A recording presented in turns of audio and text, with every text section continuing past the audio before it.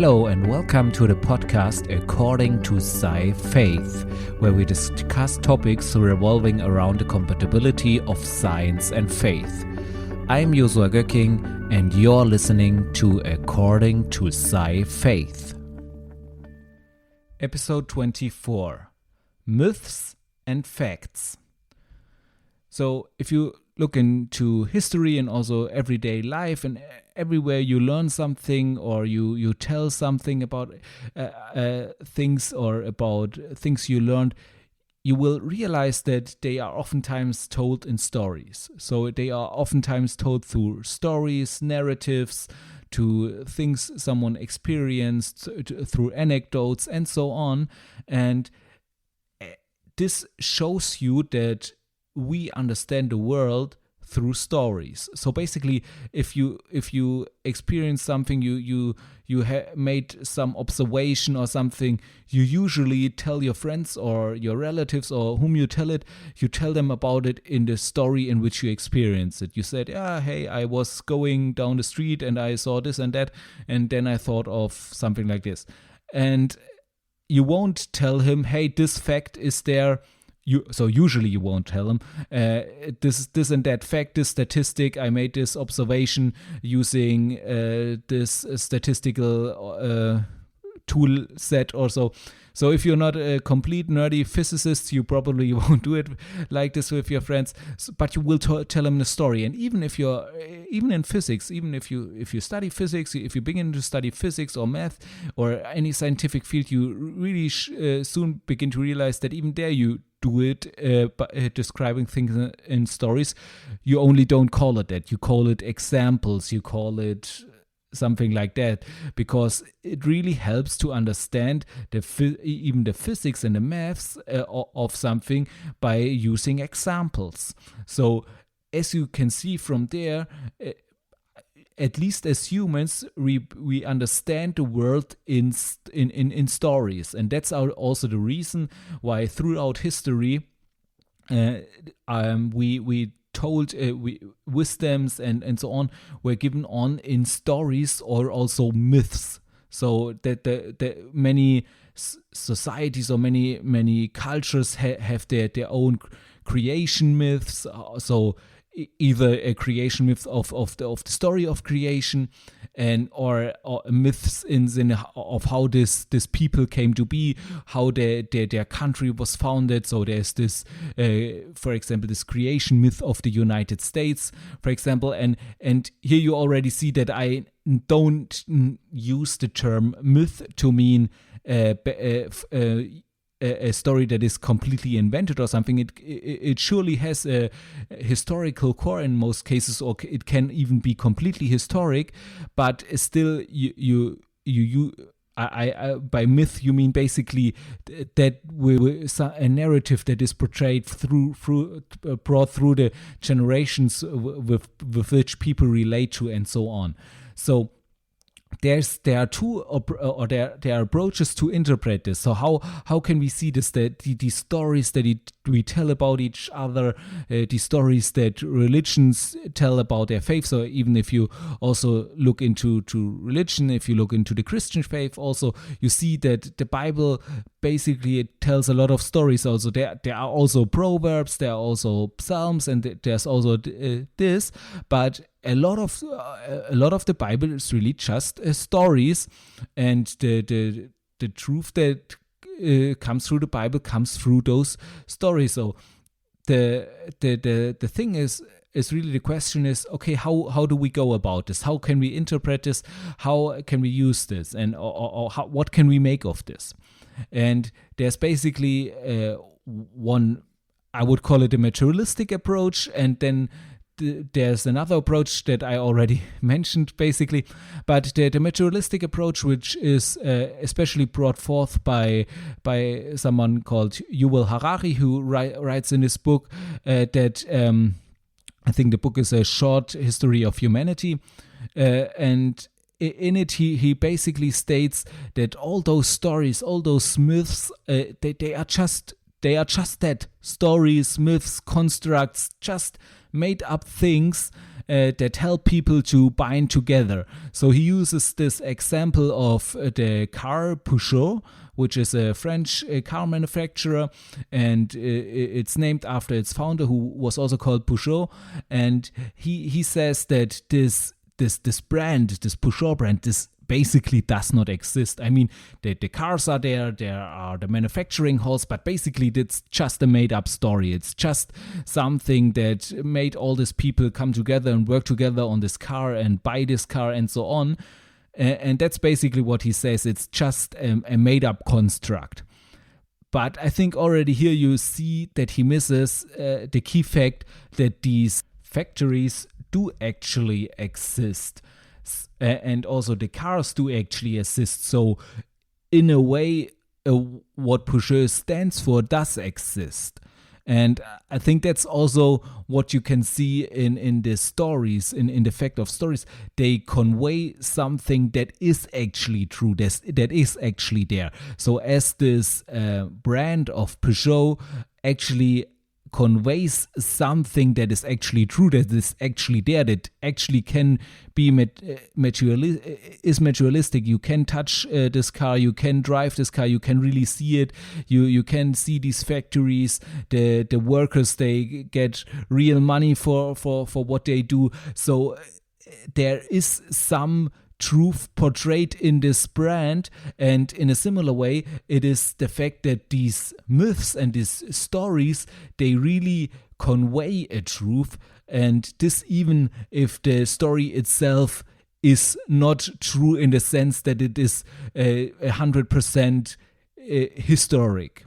And we want to try to look at one of the basic myths of Western literature, to just see how this works out there. And this is what we want to look into is the Iliad, which is written by Homer. It's many say the oldest piece of literature of Western literature, and it is about the Trojan Wars, and especially about the conquest of Troy by the Greeks. And the stories goes as such that there is this king of the Greeks, basically Agamemnon he's called, and he is on his way to conquer all these city-states in Greek. And his brother Menelaus, he's trying to work out a peace treaty with Troy, and this seems to work out perfectly. But the son of the king of Troy, Priamos is the king of Troy, and his son, one of his son Paris, he falls in love with the wife of this Menelaus, the brother of Agamemnon, the king of the Greeks, and this is Helena. And he falls in love with her, and basically when the Greeks are leaving Troy after they signed this peace treaty, he keeps her with her, and as soon as Menelaus notices that this has happened and they don't want to give her back, then he and Agamemnon basically declare war on Troy, and this is a pretty tough war. It goes on for 10 years.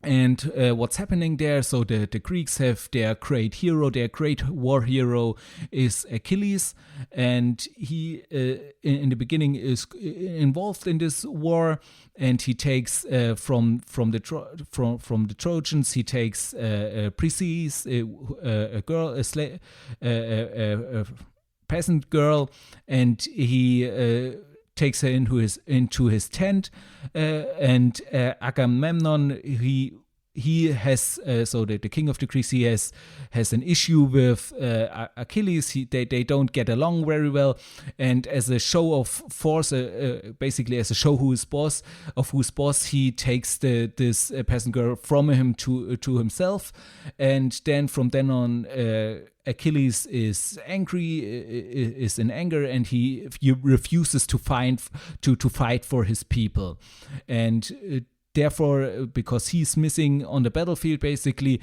the Greeks taking hard defeats. because the Trojans, they also have a big hero. This is the other son of the king of the Trojans, of Priamus, and this is Hector. And he's really giving it to the Greeks, basically, and then they try to convince also Achilles to join the fight, to reconcile with Agamemnon, but he refuses. And so they are in this situation. And then the friend of Achilles, Patroclus, he decides to join the fight, and he uses the gear of Achilles, and therefore he looks like Achilles in the fight. And Hector, assuming that is Achilles he's fighting with fights Patroclus and kills him. And therefore Achilles is now angry with the Trojans, especially with Hector, and more angry than with Agamemnon. So they decide to reconcile, and he challenges Hector for a fight. He kills him, and as a sign of humiliation, he puts his dead body on his chariot, and every day he rides with it around the walls of Troy. And this leads his father. So you have to understand, for the Greeks, the honoring of the dead was really important. To give them a proper burial and so on was really important, also because they believe in an afterlife, such that they need to give them a proper burial for them to go into the afterlife or something. I'm not. I also don't know a lot about it, but it's really.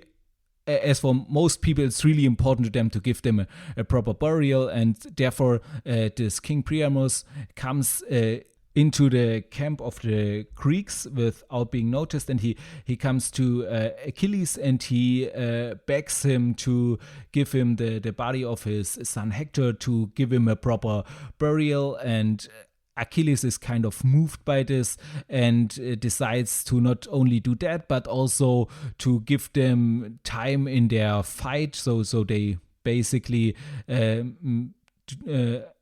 agree on a ceasefire where the Greeks will not attack them for the time when they are grieving their son Hector Day. So they have basically their set times in which they will do it, and in this period Achilles agrees that they won't attack them, and so it ends pretty peacefully, as it seems, but if one knows the complete end, which is not included in the Iliad, but in another work of Homer, then you will see that in the end, I mean, most of you, I think, know the story.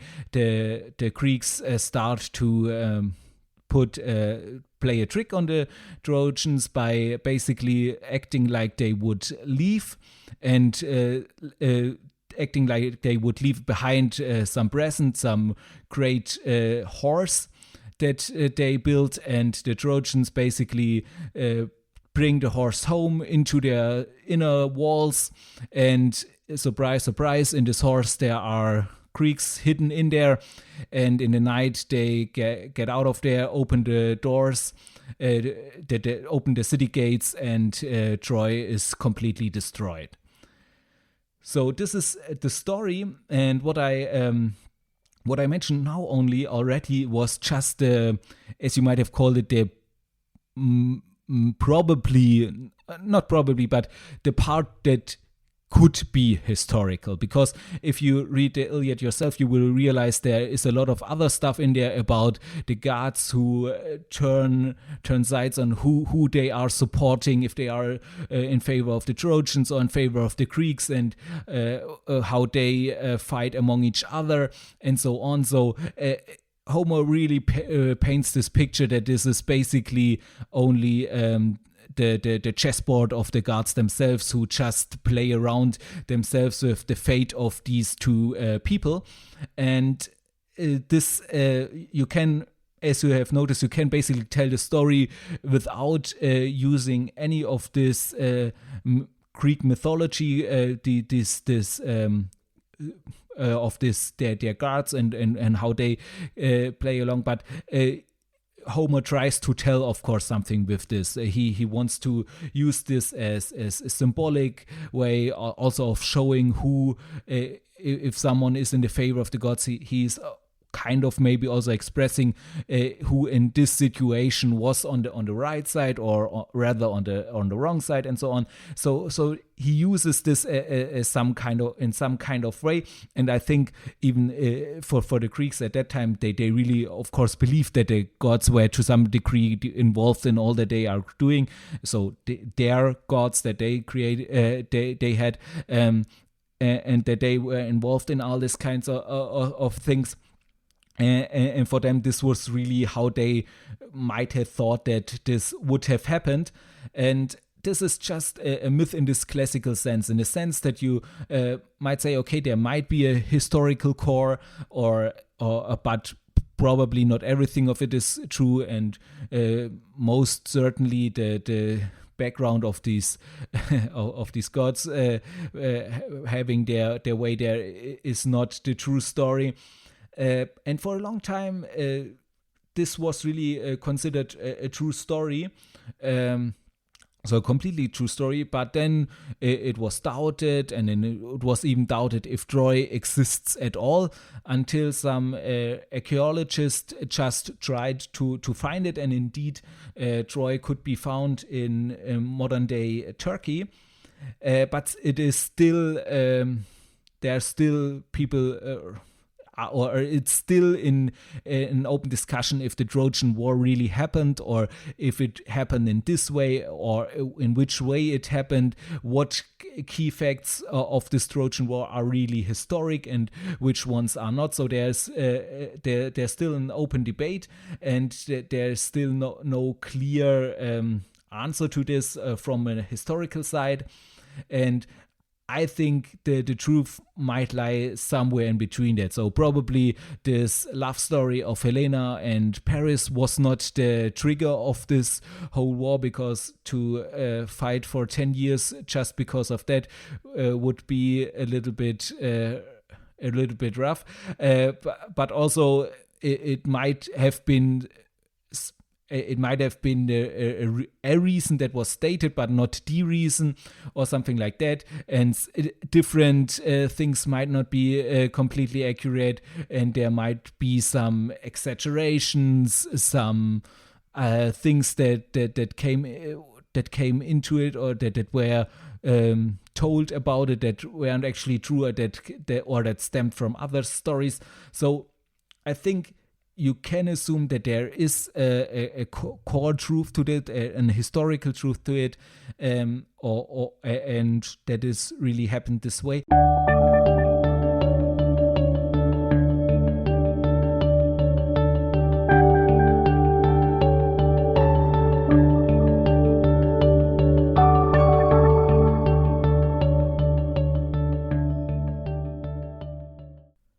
Okay, it's time for a short break. We will continue in a bit. As you know, my book is still available on Amazon as an ebook, of course. And there's great news, because in the last months I was already reviewing parts of the book and already updating it or re-editing it. So there's a new version out there now where some minor errors that came up, typos and so on, were fixed. So if you want to read it, now is the perfect time to get the new version, the updated version. If you have already bought it, you of course can re-download it, since it's an ebook. That's the advantage of it, and you will also get the latest version. So I encourage you to do so.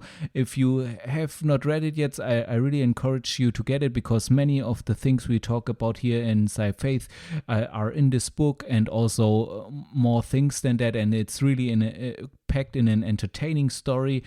On the German version of the book, so in Amazon, there was already a review, and it was really a really good review. He really liked the book, and so if you have read the book and you want to give a review or want to show what you thought of it, I really would appreciate it. It really helps and supports others who think about buying the book, and it helps them to see if the book is something for them. So please do so, and I really appreciate your support. Also, if you want to learn more about Sci-Faith, I really encourage you to look to my webpage. There you can find out more. Also on my Substack, there are regularly Substack blog posts appearing where you can read more about Sci-Faith, more about the ideas behind it, and articles about it. And also you can subscribe to my newsletter, where you will be updated with what's happening on Sci-Faith, and you will always receive the latest blog post in your email. So it's a great way to keep up to track what's going on in Sci-Faith, so please do so. And also, if you have not read my book about Sci-Faith yet, then I really encourage you to do so, to read it, because there I really go into the depth of science and faith and how all this can work together. So I really encourage you to read it, because this will really give you a deeper understanding of how science and faith can work together and how they are not incompatible at all. So with these announcements, we go back to the podcast episode.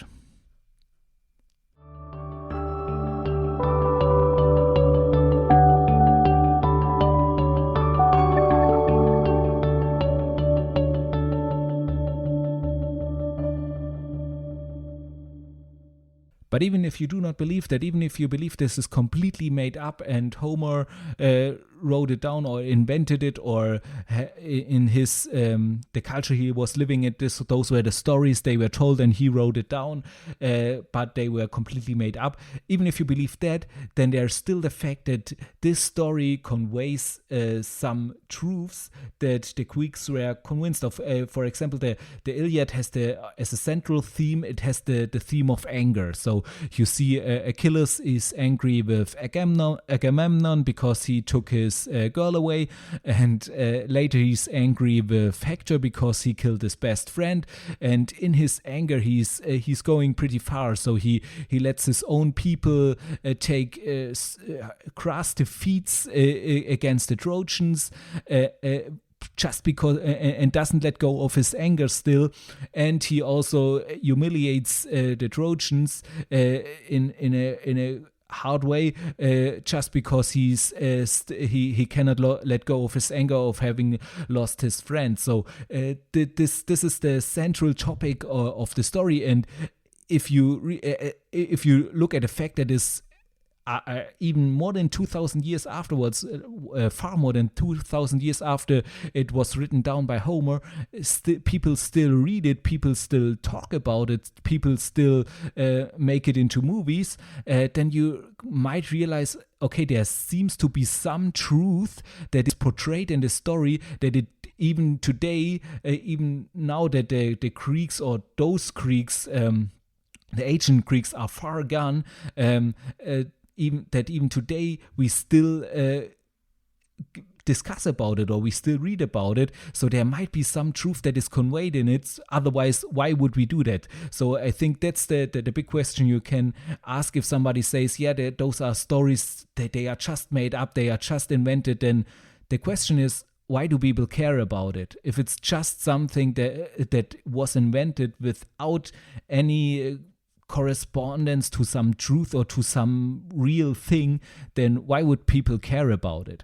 And I think that's where people who say that it is just invented and it has no meaning at all, where they are completely wrong, because then nobody would care about it. And the fact that people care about it, the fact that people are interested in it, the fact that it touches people's lives, shows that there is some truth conveyed in it, and it also shows the power of story, and it shows that that stories always convey some truth, and therefore it is that they are really important. I mean, you can, for some reason, to some degree, you can see this also in physics. So I mean, or let me say it like this. So you have some stories who abstract something. So for example, the story of the Iliad, it abstracts some parts of this maybe historical event of the Trojan Wars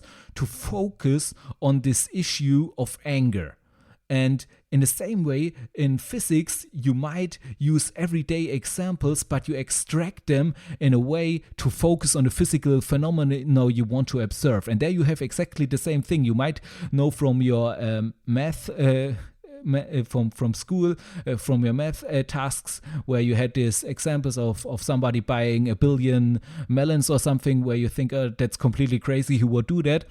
But it's an everyday example in the sense that in your everyday life you go to the store and buy something, but you abstracted it in such a way that it might not be an everyday example anymore because you buy a bunch of melons that you couldn't consume in time for them before they go to waste. So there is again the fact where you see that there was something abstracted, and then it might not be the complete truth anymore in the sense that it really happened, but it still conveys some truth. And this you have, as I showed also in science, and you have this in stories. And therefore it is in this regard important to find the right interpretation. And this is important in physics. You need to, if you have these examples, these physics examples, of course you have to know that this might not necessarily be the things that are really happening, but they are to show you something about things that are really going on, these examples. And in the same way, stories are not necessarily in every case historic events, but they show you something about a truth. They show you some truth that is contained in them, and that's why they resonate with you. And so in scientific theories, you can also see it like that the theory is basically the story that the facts are telling. So we had it also in the last episode. We were talking about facts and about the philosophy with which we interpret those facts. And there you can see it also that the facts are telling basically a story. They conveying a truth that you want to find out. And the theory is basically a try to grasp that truth, try to get this truth out of the facts, and to get basically the story out of the facts, to get the story that the facts are telling out of it. And this is also a way in which you can see that. And you might now think, okay, as I said, we talk in stories, we think in stories, and if you also look into the world, if you just ask a politician what he uses in his speeches, he will soon tell you, yeah, I don't use so much statistics, but rather I tell a story that uses some of these facts in the statistics, and because that resonates better with the people. And you might now say, hey, that's you. At first you might think that's bad, because then you need to tell some story or something, and why cannot people just accept the facts? Why can we not give them the facts and they accept it? It might be easier it might seem easier this way, but you have to also understand that this way you can be easier fooled, because facts can. If you just get presented a fact, you have no knowing of whether this is the truth or not. It's just a fact. It's just something. Nothing resonates. Nothing. You get no intuition about it unless you are really an expert on the field, and you might have an intuition of some fact, of course, if it's accurate or not. But if you're out of the field, then you probably don't have this intuition, and then with a fact you don't really get much of an idea of what this could mean. But with a story you might have this sense of, hey, can this be the truth? Because there's something that resonates with stories.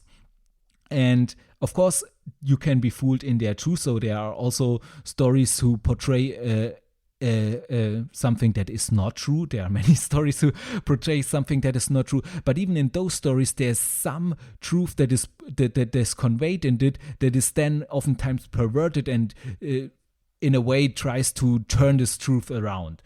So in general, you can, I think, say that stories work much better at conveying truth, because it's a lot harder to fake or to fake a story, to fake something into it. So to make a story compelling and carrying something that resonates with people, and for it to be completely untrue. You see this in, if you just look into the movies and so on, you see that when it's not authentic, when it doesn't seem real, you see, okay, there's something off. You do not even have to think a lot about it. You just realize something's not fitting there.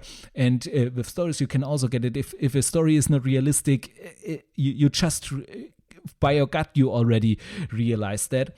And therefore, you can much better distinguish their truth from untruth. Still, you can, again, as I said, you can manage to get untruths into stories, but it's easier to detect them there. And even the harder it is to detect them, the more often then there are some truths contained in it that are then turned around in some way.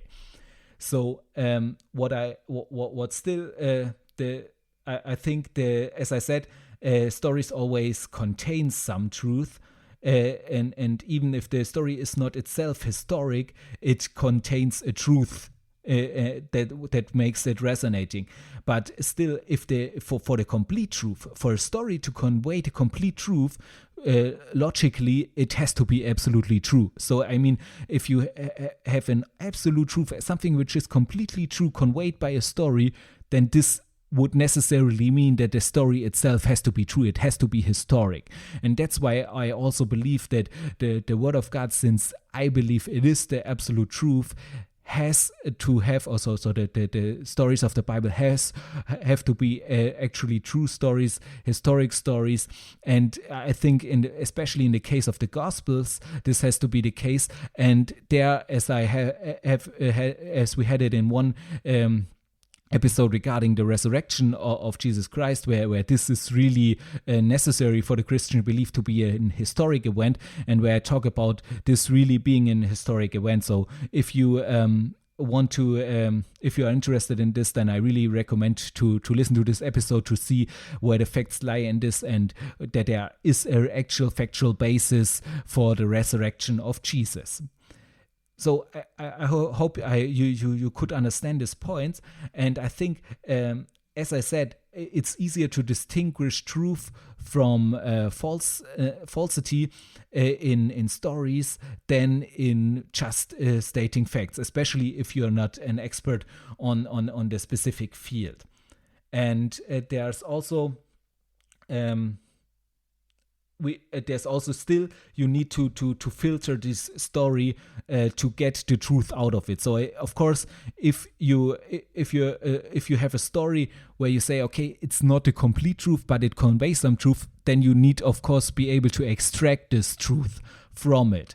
And for this, you need the right lens to look through it. And this lens should be the lens of the truth. And for Christians, it's clear what this is. This is the Word of God. So if we look at for example, if I look at a story, then I look at it from the lens of the Word of God to get the truth that is out of it, that is in the story. For example, if you are familiar with the book tweets I'm doing on Twitter, there I really try to put out those the books I'm reading, and I really try to extract the truth out of there from looking from the Word of God.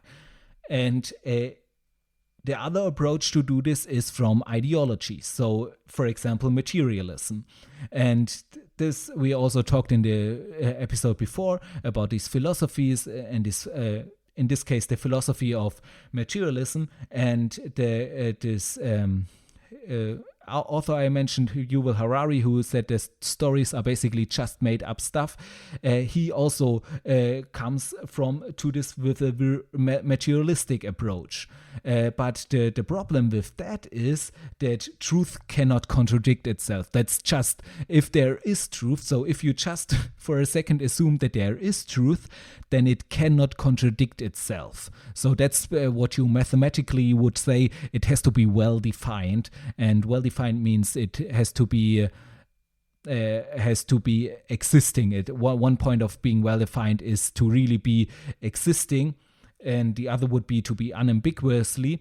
But to be existing, so is being well defined, and so it cannot something that contradicts itself cannot exist, basically, because it contradicts itself. And the fact is that materialism contradicts itself, because materialism is an immaterial idea. So materialism states that only the things that are material can do exist. But materialism is itself an idea, and an idea is immaterial, and therefore materialism could not exist if materialism would be true. So it contradicts itself, and therefore it can actually not be true. And as you see, I think if you dive deeper into what Yuval Harari tries to say in his book, you really get to the conviction that he not actually believes that there is something like truth. And that's also this postmodernist idea that there is no truth. But then, I mean, this contradicts itself also. If there is no truth, how can you know that there is no truth, or how can this be true? So if you really just assume that there has to be something that does not contradict itself, and this is what you would call truth, then all these ideas that are floating around there just don't work anymore. And so I hope I could make it clear to you that why I believe that stories are important, and that why I believe stories have been important throughout history, and why stories in many ways are more effective of making people able to distinguish the truth from things that are not true, because they resonate with us, and from this resonance we can really distinguish the things to be true or not true. So that's everything for today's episode. I hope you liked it and you enjoyed each part of it. If you want to get in touch with me or discuss a topic, or want to give me some feedback, then feel free to contact me using the contact form on my website, sci-faith.de/en. And there you can go to the contact tab and contact me. And if you have any other things or episodes you want to have covered there, or topics you want to have covered, feel free to contact me there. Also, if you are not yet familiar with the format in which this podcast is produced, let me just briefly explain it to you. So there is always at the beginning of a month or of a block, there is a big block of 4 episodes in one thing. It's kind of like a preview, which I call it, where you have the next 4 episodes all in one episode together, combined. And this is for people who like to hear long format podcasts, who have a long way to work or something else, where they can listen to a long episode and can then have a preview of the next 4 episodes all at once, and are completely up to date from the beginning of the block. For those who like their episodes shorter, who prefer it if they have a half an hour or even less of a podcast episode, for those there is every week afterwards will appear a podcast episode almost in that length, and this way I can publish every week a new podcast every episode, and everyone can have it his own way, either once a month a long chunk of content, or once a week a shorter format podcast episode. So I think that's the best way for everyone, and also for me when I'm producing it. Please also note that this is an independent podcast, which means that it is recorded, produced, and marketed by me. So I really need your support in this. So if you like this podcast, then give it a 5-star rating. And if you have the time, even write a review to it. This just helps other listeners to become aware of this podcast, and then people who might be interested in this content can become aware of it. Also, if you have friends who you think would like this content, then recommend it to them and share it with them. Also, you can support me in other ways, for example by reading my blog and subscribing to my newsletter, or even by reading my books, which you can find on Amazon. For example, there is my latest novel out now is Alien Thoughts, which is pretty entertaining from the feedback that I gotten, and so it's also in some way related to science and faith. The topic of it is also in there, but of course you can also read the book to this podcast, Sci-Faith, The Compatibility of Science and Faith, which is also available in English since last year. Thank you for that, and now I wish you a wonderful day, and I'm looking forward for you to tune in again next time.